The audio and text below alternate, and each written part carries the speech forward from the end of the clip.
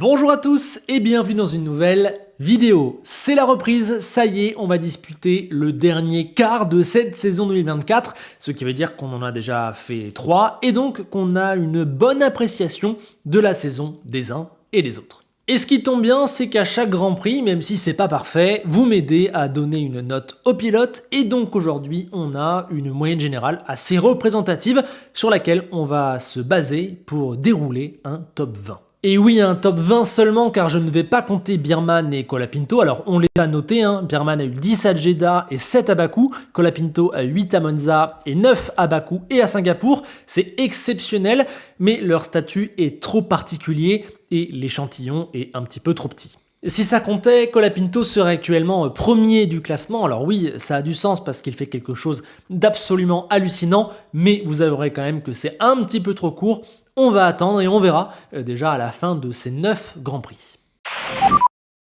Sargent, lui, n'est plus là, mais a été noté 14 fois et était le pilote le moins performant de cette saison, 4 fois la pire note, 7 notes qui sont inférieures ou égales à 4, seulement 4 qui sont supérieures ou égales à 5. Voilà. Il y a eu même de véritables catastrophes, évidemment, comme Zandvoort, mais aussi comme Barcelone ou Suzuka. Dans le positif, entre guillemets, on peut noter Silverstone ou l'Autriche, mais bon, c'était pas non plus transcendant, et sur 17 Grands Prix, c'est assez maigre. Donc voilà, son éviction était simplement logique. On ne va pas revenir là-dessus. L'an dernier, il avait déjà la pire moyenne, 11,6 sur 20, donc ce n'est que la suite logique. Mais encore une fois, je vais souligner, et donc pour la dernière fois le concernant, que des Mazepin ou des Latifi, eux, avaient vraiment des moyennes générales qui étaient 3 points en dessous de l'avant-dernier. Sargent, là, vous allez le voir, il est plus ou moins à portée de tir du 15e. Donc voilà, ça reste un pilote qui était en dessous, mais qui n'était pas non plus une catastrophe ambulante.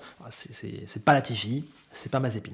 Il passe beaucoup plus sous les radars, mais pour moi, Zhou Guanyu fait une saison du même acabit que Logan Sargent. Ils ont même la même moyenne, il faut aller au centième pour les départager. C'est du même niveau, les accidents en moins, car Zhou a au moins toujours eu pour lui une vraie propreté. Mais en dehors de ça, il a été totalement transparent et sous-performant cette année, particulièrement sur un tour le samedi.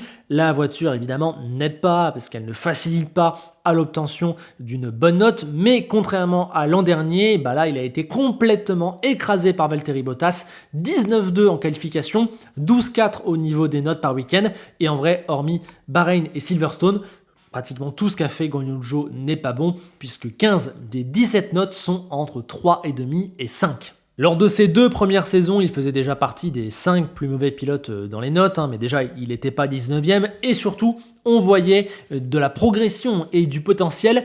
On n'a pas du tout vu ça en 2024, et je pense que ça signe une fin de passage en Formule 1 plutôt logique. Pas de surprise pour la 18e place, c'est Kevin Magnussen, on n'est pas surpris de le retrouver là, puisqu'il était déjà 19e l'an dernier et 14e en 2022, mais avec une très mauvaise partie de saison où il était dans les 3 plus mauvais. Voilà, c'est maintenant 2 saisons et demie qu'il est en dessous du niveau du plateau. Il a eu une éclaircie en Autriche par exemple, même si Hülkenberg a quand même terminé devant lui. On a aussi vu de bonnes choses du côté de l'Australie, du Canada ou de Monza, mais c'est à peu près tout. Il y a seulement 5 notes qui sont supérieures ou égales à 6. Il se prend un 15-4 en qualification, 7 éliminations en Q1 pour lui, 0 pour Hülkenberg, 9 passages en Q3 pour Hülkenberg, 0 pour Magnussen, 6 points à 24 également. Bref, c'est très très dur. On peut aussi rajouter à ça les bêtises qui l'ont mené à un Grand Prix de suspension. Bref, il n'y a pas grand-chose à dire, pas grand-chose à sauver. Et la fin de carrière va aussi, là pour le coup, être tout à fait logique, quoi. Lance Stroll aussi est un abonné du Bottom 5 puisqu'il y est pour la 3e saison consécutive. En début de saison 2024, c'était clairement du courant alternatif puisqu'on a vu des choses plutôt bien du côté de Bahreïn et de Miami, des choses vraiment top à Melbourne, à Imola, mais vraiment des catastrophes à Jeddah, crash en qualif, crash en course, et à Shanghai.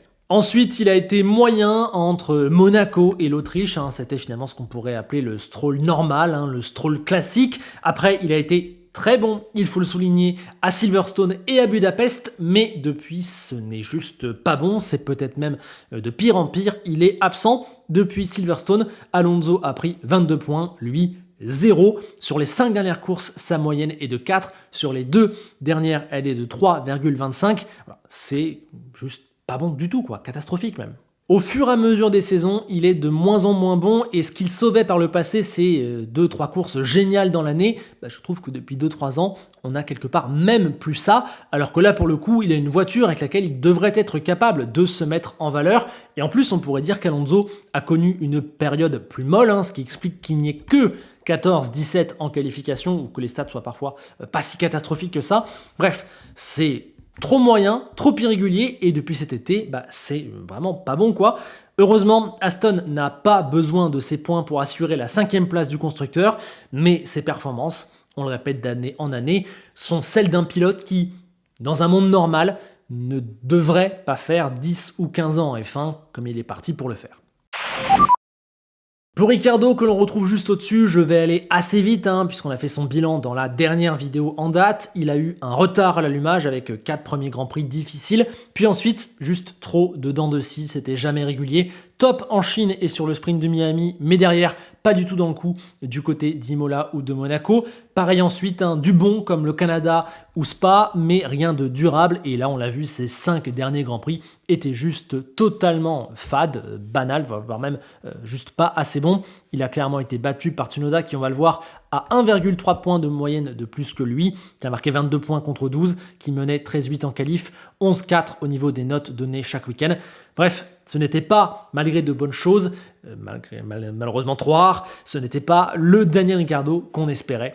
Donc malheureusement, ça ne l'a pas fait. Et c'est là que l'on retrouve Sergio Pérez en 15e place. Certains voudraient le mettre plus bas, dans les 3 derniers. Moi personnellement, je ne le peux pas, puisque, on va le voir, il y a quand même eu un excellent début de saison, quelques éclaircies aussi à droite à gauche, et surtout, il a le rôle le plus particulier de la grille. Il est pour moi le pilote le plus difficile à noter, puisqu'on le voit quand, comme à Bakou, la voiture va un minimum dans son sens, il performe. Donc c'est pas qu'il est pas bon, c'est qu'il se passe quelque chose d'un petit peu surnaturel autour de son rôle de 2e pilote Red Bull. En fait, pour le noter, faut estimer à quel point sa mauvaise performance est due à lui ou à l'équipe. Et on place pas tous le curseur au même endroit, ce qui fait qu'on a parfois quelques désaccords. Certains diront par exemple qu'il s'en sort même plutôt bien et que vu les conditions dans lesquelles il est, il devrait être plus haut. D'autres diront que c'est juste une catastrophe d'être autant largué par son coéquipier. C'est une question de curseur. J'essaye de le mettre le plus au centre possible.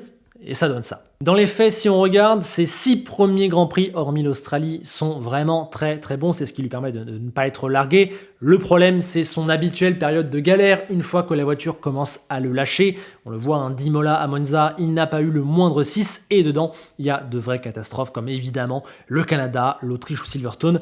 Ce qui ne l'aide pas, c'est que quand il ne va pas bien, c'est parfois accompagné de crashs qui empirent clairement son cas. Durant cette période, il avait 4,2 de moyenne. Il était le pire pilote de la grille. Et il faut dire aussi qu'il n'est pas monté sur le podium depuis quand ?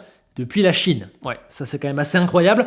Mais voilà, avec ce début de saison et du mieux aussi récemment quand Red Bull galère, notamment évidemment Bakou, où il n'a pas pris de points, mais où il a eu une très belle note, voilà, il n'a pas sombré et il tombe 15e pour moi. Ça reste évidemment une saison galère, mais surtout une situation très bizarre, unique sur la grille.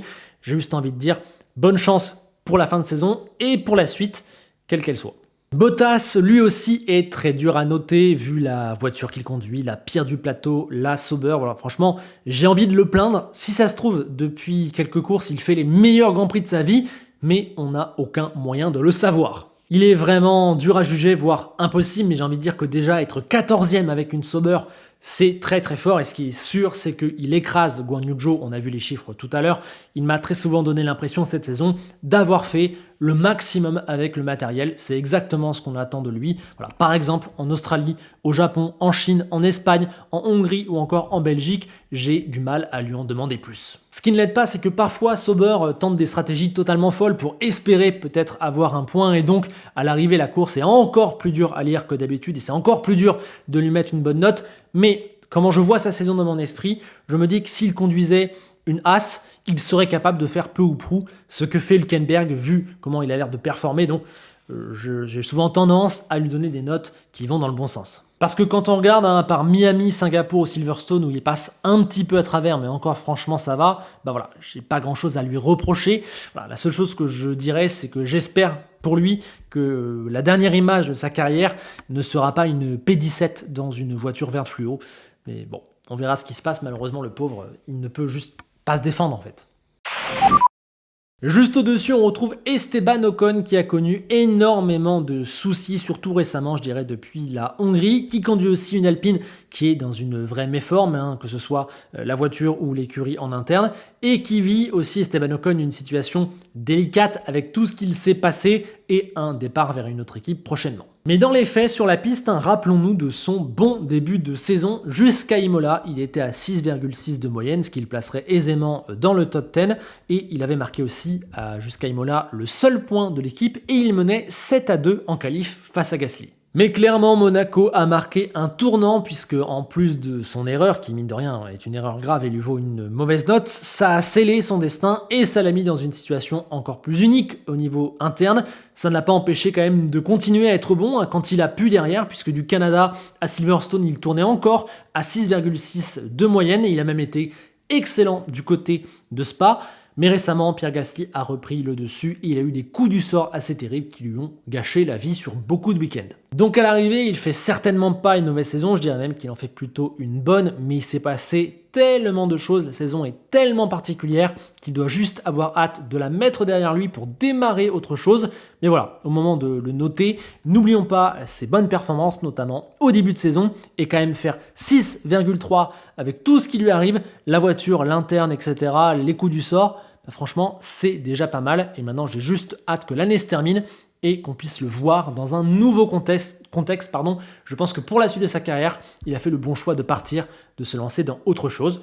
On verra si ça marche. Pierre Gasly est juste au-dessus et un petit peu comme l'an dernier, on a du mal à départager les deux pilotes alpines qui pour le coup ont fait un peu la saison inverse l'une de l'autre puisque Pierre Gasly a lui connu un début qui était un petit peu plus délicat où il a aussi eu quelques soucis, il était dominé mais il est resté très propre et il est monté en puissance. Depuis, on va dire, la Chine ou Miami, il est assez irréprochable, extrêmement bon même. On peut se souvenir de Monaco, de Barcelone, de l'Autriche, de Zandvoort, ou encore là, on a revu le Gasly d'AlphaTauri, ce leader du midfield. Ouais, clairement, il a repris le lead chez Alpine et maintenant il semble totalement installé dans l'équipe. Ça y est, ça fait plus d'1 an et demi qu'il y est. Il sait que c'est là où se trouve son avenir, au moins à court, moyen terme, on va dire. On le sent bien mieux, même si récemment, il faut quand même signaler que Monza ou Singapour ont été un petit peu moins bons. Mais voilà, globalement, Pierre Gasly arrive, malgré, on va le redire encore une fois, tout le contexte alpine, à s'approcher du rôle de meilleur des autres, alors qu'il conduit la 9e voiture du plateau. Ensuite, on arrive dans un paquet de 5 pilotes qui sont vraiment très serrés. C'est quasiment interchangeable de la P7, on va dire, à la P11. Mais voilà, je respecte ma notation très stricte, donc on va prendre au centième près dans l'ordre. Et donc le 11e, c'est Yuki Tsunoda. Il a fait un début de saison juste de fou, puisque jusqu'à Monaco, si on exclut la Chine où il est passé au travers, il avait 7,7 de moyenne. Ça le mettrait 2e du classement. Incroyable, mais on va dire qu'il a eu un coup de mou sur le trio Canada, Espagne, Autriche, et il a un petit peu disparu. Malheureusement pour lui aussi, sa 2e partie de saison est minée par la malchance. On peut citer Spa, Monza ou Bakou, où il n'a juste rien pu faire. Mais ses dernières performances, je pense notamment à la Hongrie, même si ça remonte, et surtout là à Singapour, c'est vraiment bon. Et on peut le dire, Tsunoda fait sa meilleure saison en Formule 1, je trouve. Il est candidat au titre de meilleur des autres. Il a dominé Ricciardo. Il porte Racing Bulls, qui sans lui ne serait pas 7e, je crois. Donc voilà, même si la 2e partie de saison est moins forte, mettons du respect sur ce que fait Tsunoda cette année. Alonso, lui, est un poil moins éclatant que l'an dernier, où il avait terminé 2e du classement, c'était incroyable, mais ça s'explique aisément par un début de saison qui a nécessairement été moins fou, la voiture ne lui permettant pas de jouer les podiums, et aussi, il faut le dire, Alonso a connu une période de creux, puisque c'était pas bon à Imola, pas bon à Monaco, et très moyen, on va dire, entre l'Autriche et la Hongrie. Il a un petit peu disparu, sûrement au moment où il a compris que cette saison, finalement, ne servirait à rien, à part prendre les points pour faire un 9e du général. Il n'y a pas grand chose à faire, quoi. Mais récemment, c'est de nouveau très bon. Ces 5 dernières courses sont de vraies masterclass, notamment Spa, Bakou ou Singapour, où là, pour l'instant, dans les 3-4 dernières courses, c'est lui le meilleur des autres. Et Aston peut clairement s'estimer heureuse de l'avoir, d'autant qu'il est un petit peu en attente. On imagine qu'il n'est pas non plus ultra concerné par cette saison. Il va attendre que le projet ne décolle vraiment. Donc finalement, peu importe l'âge, Alonso ne bouge pas d'1 centimètre. Le 9e maintenant, c'est Alexander Albon. Et oui, ça peut surprendre certains qui peut-être l'auraient vu plus bas, peut-être plus proche des 2 pilotes alpines. Mais pour moi, en reprenant toute la saison en compte, eh bien ouais, il est bien là. Hein, il peut mériter d'entrer dans ce top 10. Déjà, il n'y a aucune catastrophe dans sa saison. Hein. Ses pires courses, c'est Melbourne et Miami. Donc franchement, ça va. Il n'a aucune note en dessous de 5, ce qui est remarquable. Seulement 3 en dessous de 6 et 7 au-dessus de 6,5. Cette année, on l'a moins remarqué qu'en 2023 parce que Williams a d'abord fait une première partie de saison assez délicate. D'ailleurs, lui aussi a démarré un petit peu plus doucement. Et puis évidemment le fait que Sargent n'est pas vraiment une comparaison valable. Mais voilà, à partir de Monaco, la saison d'Albon a vraiment décollé. Monaco, Canada, Silverstone, Spa, Zandvoort, Monza, Bakou. Ouais. Pour moi, on a toujours le même Alexander Albon, celui de 2023, celui qui était la petite star du milieu de peloton. Il est en train de porter Williams, encore une fois, et il nous donne encore ce même sentiment où tu te dis « Ah, ce mec-là, j'ai envie de le voir dans une meilleure voiture. » Voilà, c'est tout ce qui compte pour lui cette année. Et peut-être qu'on a tendance à moins le remarquer, mais oui, il fait une top saison. Alors ça continue d'être serré, vous le voyez, et d'ailleurs, il ne faut pas le prendre mal dans ces positions-là. On peut vraiment quasiment interchanger les pilotes. Hein, quand ça se joue à 0,1 entre 5 mecs, bon, on peut considérer que c'est quasiment la même chose sur une saison de 18 courses maintenant. Mais dans les faits, mon 8e officiel, c'est Nico Hülkenberg. Il fait une saison juste absolument incroyable. C'est donc sur le papier le meilleur des autres. Et il le serait encore plus sans 4 absences qui mine un petit peu sa note. Hein. Il y a eu le départ à Bahreïn, il y a eu le Canada, il y a eu les crashs à Monza et il y a eu cette qualif et cette fin de course un petit peu bizarre du côté de Bakou. Sans ces 4 événements, même si évidemment il faut en tenir compte parce qu'on prend l'entièreté de la saison en compte, eh bien il tournerait à 7,3, il serait 5e. Voilà, quand on regarde Jeddah, Silverstone ou Singapour, franchement, c'est des week-ends absolument incroyables. On peut aussi compter Melbourne, Suzuka, Miami ou Spielberg où il a été vraiment, vraiment très très bon.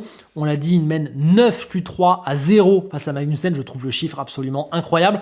24 points à 6 également. Il se qualifie en moyenne 3,2 places plus haut, ce qui est énorme. Bref, saison incroyable. Bravo à Audi de l'avoir attiré. Je pense que c'est une super pioche. Et je pense que si As est actuellement 7e et peut tenter d'aller chercher la 6e, il y est pour quasiment tout. On arrive maintenant sur, pour moi, les 7 meilleurs pilotes de cette saison qui sont que des pilotes de top team. Et pour moi, c'est logique d'après 2 raisons. La première, c'est que s'ils sont dans une top équipe, c'est que ce sont de top pilotes de base. Et la deuxième, c'est que, petit défaut de mon système de notes, je le reconnais, quand tu fais des podiums ou des top 5, c'est plus facile de te mettre des bonnes notes que quand tu conduis une Sauber ou une Alpine. C'est un petit défaut, mais c'est comme ça. En tout cas, mon 7e, c'est Carlos Sainz. Franchement, c'est bien, on va voir les notes, on va voir la saison. C'est difficile de critiquer, mais techniquement, c'est lui, si on exclut Pérez, le moins bon des pilotes des top teams.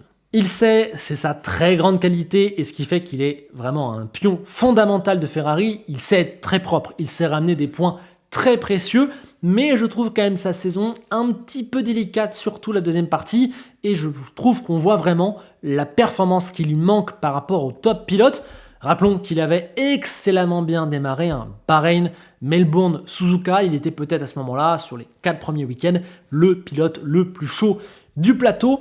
Mais si on prend depuis Shanghai jusqu'à maintenant, sa moyenne, elle est de 6,2, ce qui le ferait tomber à la 13e position. Donc clairement, Leclerc a repris le dessus. Il n'est monté que sur un podium depuis Monaco, et c'était le podium de l'Autriche, où il était 5e, il y a eu l'accrochage entre Norris et Verstappen. Donc voilà, franchement, on a peut-être tendance un peu à l'oublier, et lui est très fort pour être propre et continuer à scorer, donc ça masque un peu. Mais ouais, Carlos Sainz, c'est plus compliqué récemment. Là où il est costaud, c'est que sur l'entièreté, il n'y a que 2 notes en dessous de 6. Le Canada, où il n'avait pas été bon, et en plus, ça finit par se crasher avec Albon. Et Singapour, où il a fait cette erreur avec le crash en Q3. Sinon, il est quasiment toujours entre 6,5 et 7,5. C'est vraiment le pilote bon par excellence, tout le temps bon, rarement excellent. Il n'y a quasiment pas de 9, à part en début de saison. 9, 8, ça, il connaît pas. Mais 6,5, 7, 7,5, c'est quasiment pour tous les week-ends. Le truc, c'est que voilà, il y a quand même 13-6 en qualif pour Leclerc, et même sur les 15 dernières qualifs, Leclerc mène 12-3. Il y a 55 points de retard, et globalement, tous les week-ends, samedi et dimanche, il n'y a pas photo. Donc c'est bien, mais il y a du retard sur les meilleurs, comme prévu. C'est un pilote de 2e, voire 3e zone, Carlos Sainz. Il aura finalement réussi à être le Bottas de Ferrari. Et attention, je dis ça comme un vrai compliment sincère, c'est déjà très fort. Hamilton est juste au-dessus, 6ème donc, il ne fait pas une saison de fou, clairement, on peut aussi rappeler qu'il a démarré vraiment doucement et qu'il est dominé par Russell. Alors oui, je sais, il est devant au niveau du classement par points au championnat, mais voilà, il y a 15-6 en qualif pour Russell, 10-5 en notes données chaque week-end. Pour moi, clairement, Russell, on va y venir, fait une meilleure saison et plus performant. Mais là où Lewis Hamilton reste Lewis Hamilton, c'est déjà qu'il n'y a pas d'erreur et qu'il est capable de choses vraiment surnaturelles, surtout quand il sent que la voiture le peut. Cela a donné le passage du Canada à la Belgique, pile quand Mercedes avait des chances de jouer devant, voire tout devant. Il a été très bon et sur la période, il a 8,1 de moyenne. Voilà, vraiment, on sent que dès qu'il le sent, ça performe. Puis voilà, Budapest, Barcelone, mais surtout Spa et évidemment Silverstone. Ça, c'était des performances de septuple champion du monde. C'était incroyable. C'est rassurant, entre guillemets, pour la suite, puisque depuis 2-3 ans, c'est plus le même Lewis Hamilton, mais c'est parce que ce n'est plus le même Mercedes non plus, et aussi parce qu'il s'apprête, on le sait tous, à tourner une page, à vivre une nouvelle histoire, donc forcément, cette saison 2024, elle est un petit peu particulière, et pour terminer, je dirais que elle est bonne, elle est sous-performante par rapport à son coéquipier, mais elle est ponctuée de 3, 4, 5 moments où on se dit « Ah ouais, attention, chez Ferrari, ça peut le faire ». Russell fait donc pour moi une meilleure saison, mais pas énormément. Il est juste au-dessus, mais vous voyez, il est quand même clairement au-dessus. Il y a 0,3 points de différence, ce qui quand même sur 18 notations veut dire quelque chose. S'il a moins de points, parce que c'est le cas au classement, il a 19 points de retard, c'est pour moi beaucoup dû à la malchance. La disqualification à Spa lui en coûte déjà 25 et en redonne 7 de plus à Hamilton. Donc déjà, rien que là-dessus, ça inverse les positions des Mercedes. Il y a aussi le crash en Australie, l'abandon à Silverstone alors que c'est lui qui avait fait la pole le samedi, le départ à Monza, bref. Ces 19 points de retard sont sûrement le pire indicateur pour juger la qualité de sa saison. Pour moi, c'est clairement un des 5 meilleurs pilotes en 2024. Il domine Hamilton, n'a quasiment eu aucun bas. Miami et la Hongrie, c'était moyen, mais c'est vraiment tout ce qu'on peut mettre dans la case du négatif. Et après, on a Bahreïn, Monaco, le Canada, l'Espagne, l'Autriche, Bakou. Voilà, on a vraiment eu de l'excellent George Russell et surtout du très régulier. Sur sa collaboration avec Hamilton, il aura quand même fait de l'excellent travail. Si on prend tous les chiffres, je ne sais pas exactement comme ça, mais au moins en qualification, je suis quasiment sûr qu'il l'a battu, voire même assez nettement. Et niveau points, ça se tient, il est peut-être même devant. Bref, évidemment, il y a plein de choses qui rentrent en compte, puisqu'on sait que les saisons 2022 et 2024 sont particulières pour Hamilton. On sait aussi que la Mercedes n'a pas joué tout devant, ce qui forcément modifie un petit peu les choses. Et il faut aussi dire que par instant, notamment les plus cruciaux, et j'ai Silverstone en tête, on a eu par moments des petits doutes du côté de George Russell. Évidemment, ça ne prend pas le pas sur l'entièreté de sa saison qui est très bonne, mais il y a des petits moments où on se dit « Ah, attention, là quand même, il y a une diff ». Au global donc, c'est une top saison et ce serait lui faire un mauvais procès que de rester sur les dernières phrases que je viens de prononcer, d'autant qu'il faut le dire, les 2 grands prix où Mercedes a joué la victoire, Silverstone et Spa, il a fait une pole et il a fini premier avant la disqualification en Belgique. Et il faut aussi dire qu'en Autriche, c'est lui et personne d'autre qui était là pour récupérer la victoire qui a été la première et très précieuse pour Mercedes. Donc bravo, c'est très bon. Et maintenant, j'ai hâte de le voir sans Hamilton avec le jeune loup Antonelli. Ça va être un autre type de révélateur pour lui. On arrive au pied du podium où on retrouve Oscar Piastri. C'est exceptionnel qu'il soit là pour une 2e saison de Formule 1. C'est permis, c'est vrai, par une McLaren incroyable pour se mettre en valeur et un statut de sophomore qui fait qu'il n'est pas exactement jugé comme les autres. Les attentes sont nécessairement un petit peu plus basses, mais c'est absolument exceptionnel. Certains le voudraient plus haut. Perso, je pense que 4e, il est pile à sa place car il est moins performant que Norris sur quasiment tous les week-ends et car il ne faut pas l'oublier, on le voit, son début de saison a été un petit peu moyen ou en tout cas moins bon. C'était parfait à Jeddah, mais de Bahreïn à Shanghai, sa moyenne est de 6. Donc voilà, ce qui vaudrait, on l'a dit, une 13e position, pas la 4e qu'il a actuellement. Mais ensuite, clairement, ça a cliqué. Il a 7,7 de moyenne depuis Miami, où il avait été très bon, avant de rencontrer d'abord une safety car et ensuite Carlos Sainz. À Monaco, il est à un virage de la pole et donc probablement de la victoire. Et depuis Silverstone, on a vu en quoi il a vraiment quelque chose de spécial en lui. À Silverstone, à un moment donné, il prend la tête et ensuite malheureusement la stratégie est catastrophique. On a aussi vu ensuite en Hongrie à quel point il a été capable de surprendre Norris pour s'imposer. En Belgique, il était la meilleure McLaren. En Italie, on a vu à quel point il allait pouvoir devenir très dangereux pour tous les autres pilotes dans un avenir très proche. Et à Bakou, c'était juste une masterclass sensationnelle, l'une des meilleures performances de cette saison. Alors attention, et je le répète à chaque fois, on a vu sur des courses comme Zandvoort, Singapour, encore Barcelone, l'écart qui le sépare vraiment des tout meilleurs en termes de rythme pur et de package global, j'ai envie de dire. Donc il n'est pas encore sur le podium de mon classement par notes, mais clairement on a le sentiment que c'est pour très bientôt, et il nous sort une deuxième saison en F1 bluffante. Et on arrive donc au top 3 qui était sur la miniature, Verstappen, Leclerc, Norris. Dans quel ordre ranger ces trois-là? Eh bien, j'ai mon avis. Troisième, c'est Lando Norris. Alors oui, forcément pour moi, il est sur le podium. Je suis curieux de savoir à quelle place vous l'avez mis. Chez moi, il tombe troisième, mais il faut le signaler, il y a 0,1 point d'écart avec le deuxième. Donc voilà, clairement, si vous me dites qu'il doit être deuxième plutôt que troisième, ça se débat, ça s'entend, il n'y a absolument aucun souci. Il nous fait une excellente saison, mais pour être un petit peu au-dessus, voire le meilleur comme il y prétend, pour moi, il y a encore un petit peu trop de manque. Son début de saison, on le voit, a été vraiment très bon. Il a 8 de moyenne si on enlève Jeddah où il a été en dessous de Piastri.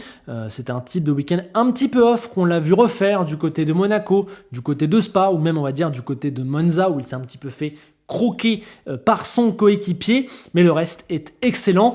Le truc, c'est que depuis qu'il a obtenu sa première victoire, soit depuis Miami, il y a toujours quelque chose qui cloche et qui lui empêche d'obtenir un 9, un 9,5, ou plutôt qu'un 7 ou un 8, comme on en voit beaucoup sur son graphique. En Espagne, il rate son départ, il devait gagner cette course. En Autriche, il était bien plus rapide que Verstappen, même si c'est Max qui est responsable du contact. Je pense que Lando aurait dû trouver le moyen de passer. En Hongrie, franchement, c'était un petit peu gênant. Un numéro 1 d'une équipe qui joue le titre ne doit pas se faire avoir par son coéquipier qui a 30 grands prix dans les pattes. Pareil, du côté de l'Italie, un numéro 1 doit gagner ça. Et même si on prend Singapour, bon déjà, il a une voiture tellement forte que la victoire en soi ne suffit pas à être impressionnante. Pour moi, il a fait un meilleur week-end à Bakou, où il n'a pas gagné qu'un Singapour. Et en plus, on l'a vu à Singapour, il y a 2 ou 3 erreurs qui auraient pu être gravissimes dans le Grand Prix. Donc là où il aurait dû avoir des 9, eh bien il a eu plutôt des 7 et des 8. On y revient, il lui manque un tout petit truc, comme au niveau du championnat, pour être complètement le patron. Et je ne peux pas m'empêcher de penser que dans sa situation, Verstappen, Hamilton, Leclerc, Alonso et peut-être d'autres feraient mieux quoi. Donc malheureusement, ça m'empêche de le mettre encore un petit peu plus haut. Maintenant, j'ai envie de dire encore une fois, comme au championnat, il lui reste 6 courses pour être parfait. Il faut qu'il nous fasse 6 x 9 et il pourra terminer premier de mon classement par notes avant peut-être de terminer premier du classement du championnat du monde. Voilà, on a la tâche très claire pour Lando Norris. C'est une saison très performante, mais jonchée d'un petit peu trop d'erreurs pour atteindre le but suprême. Et mon numéro 2, juste au-dessus de Norris, encore une fois je le redis, ça peut se discuter, ça se joue à 0,1, c'est Charles Leclerc qui fait une saison exceptionnelle. Je me demande même finalement si c'est peut-être pas sa meilleure en Formule 1. Les erreurs ont été gommées. Il prend les opportunités quasiment à chaque fois qu'elles se présentent. Il domine très clairement Sainz, on l'a vu tout à l'heure, et il n'y a quasiment rien à lui reprocher. Son début de saison est excellent, malgré le fait que Sainz a démarré vraiment très bien et que Ferrari ne jouait pas la gagne. On rappelle qu'il fait 8 top 4 sur les 8 premières courses, aucune fausse note, et même quand il est battu par Sainz, par exemple en Australie, il est quoi? Il est à 2 secondes derrière, donc ça va. Jeddah, Miami, Imola, franchement c'était très fort. Et puis évidemment il y a Monaco, le week-end parfait, le week-end de rêve pour lui. Derrière c'est un petit peu moins bien. Pas de bol au Canada, la voiture ne marchait pas et il y a un souci mécanique qui provoque un abandon. Ensuite c'était ok sans plus du côté de Barcelone et de l'Autriche et il se rate en qualif à Silverstone. Mais derrière il faut signaler que c'est la stratégie Ferrari en course qui aggrave son résultat. Et ensuite, il a clairement repris sa marche en avant. Depuis la Hongrie, il tourne à 8,1 de moyenne. Il a été Parfait à Spa, parfait à Zandvoort, exceptionnel à Monza évidemment, très très bon du côté de Bakou ou de Budapest. Non, franchement, Leclerc fait une saison de très très très haut niveau. On sent qu'il a rajouté des éléments à sa palette, qu'il a mûri, qu'il a grandi encore un petit peu, qu'il se sent vraiment à son aise au sein de Ferrari. Et donc, on a hâte de le voir face à Hamilton. Franchement, plus j'y pense à ce duo et à la saison prochaine, même au global, plus je frissonne. Ça va être incroyable. Et Max Verstappen reste donc le patron, mais évidemment avec le déclin de Red Bull, il y a moins de marge que les années précédentes où il collectionnait les notes quasi parfaites et il y a plus de choses à dire. Rappelons que son début de saison était sur la lignée de 2023, absolument parfait, 7 pôles en cette qualification, 5 victoires sur 7 et quand il perd, c'est à cause d'une safety car à Imola et d'un abandon en Australie. Et dans le lot, il y a aussi une victoire à Imola qu'il va chercher alors qu'il n'a pas la meilleure voiture ce week-end-là. À Monaco, comme un petit peu souvent quand même sur les circuits en ville, c'était moins bien, un petit peu moins dans ses standards. Mais après, il y a eu une période que j'ai vraiment trouvée impressionnante. Peut-être celle que j'ai préférée de Verstappen cette année, c'est quand il a su retarder, masquer la chute de Red Bull en continuant à gagner alors que franchement, c'est des grands prix que normalement il aurait dû perdre. Au Canada, il fait une course absolument parfaite, il va chercher la victoire. À Barcelone, il a une intelligence et une expérience qui lui fait doubler Norris, alors que franchement Norris doit s'imposer ce jour-là. Et à Silverstone, il arrive à faire une deuxième place qui est complètement lunaire quand on regarde le niveau de la voiture dans certaines portions de cette course. Alors il y a quand même 2 fausses notes dans sa saison, c'est la Hongrie où son caractère l'a très clairement desservi, c'était un exemple de ce qu'il ne faut pas faire s'il veut conserver son titre avec une voiture blessée, et il y a Bakou où il n'a pas été bon, il a un petit peu perdu pied, c'est son moins bon week-end de la saison très clairement, mais depuis que Red Bull galère, globalement il fait plus qu'assurer, c'est absolument incroyable. Bon, je pense qu'il peut rien faire de mieux en Belgique, à Monza et aussi à Singapour où sa deuxième place fait un petit peu office de miracle, même s'il a été aidé par les sous-performances des autres en qualif. Bref, c'est encore du grand Verstappen, c'est encore le patron, même si la voiture fait encore un petit peu défaut. Et pour être le pilote le mieux noté pour la 4e saison consécutive, il va devoir continuer comme ça jusqu'à Abu Dhabi. J'ai conscience que le classement que je viens de vous proposer n'est pas parfait puisque mon système de notation comporte des incohérences. C'est impossible d'en avoir un parfait qui viendrait gommer la performance des voitures et qui viendrait estimer de manière absolument parfaite la performance pure des pilotes. Il y a aussi quelques petites erreurs à droite à gauche, des dixièmes qui vont dans un sens ou dans un autre au fur et à mesure de la saison, mais déjà vous êtes là chaque week-end pour m'aider à ajuster ces notes le plus possible, il n'y a pas de grandes erreurs, et surtout il faut voir cette moyenne, ce classement, non pas comme une vérité, mais comme un indicateur de la saison des pilotes, un autre moyen que le classement par points pour un petit peu parler de ce qu'ils font, et il ne faut pas prendre ça à la virgule près. Disons que la saison d'un pilote se tient 0,3 points devant ou 0,3 points derrière. Sainz, son année, c'est entre 6,4 et 7. Russell, c'est entre 7,4 et 6,8. Bref, vous avez compris, tout ça, c'est une base pour discuter. Et c'est justement le but de cette chaîne, discuter ensemble de Formule 1. Je vous attends donc dans les commentaires pour prolonger la discussion et me dire quel pilote vous auriez mis plus haut, plus bas, les choses qui vous ont surpris. Mais rappelez-vous que tout ça ne sort pas de nulle part et que j'ai argumenté, donc j'espère que vous en ferez de même dans les commentaires, dans la bienveillance la plus totale. Merci de votre écoute, pensez à liker cette vidéo et à vous abonner à la chaîne, on est proche des 70 000 si vous voulez soutenir mon travail. On se retrouve très vite pour de prochaines vidéos et on se quitte avec Enzo Ferrari qui ne fait que penser aux 6 derniers Grands Prix qui nous attendent. Ça va être absolument incroyable et il souligne que la seule séance d'essai d'Austin, puisque ce sera un week-end sprint, est peut-être le moment le plus attendu, le moment le plus décisif de la Formule 1. Depuis quoi? Depuis Abu Dhabi 2021? Et ouais, peut-être. Allez, à bientôt.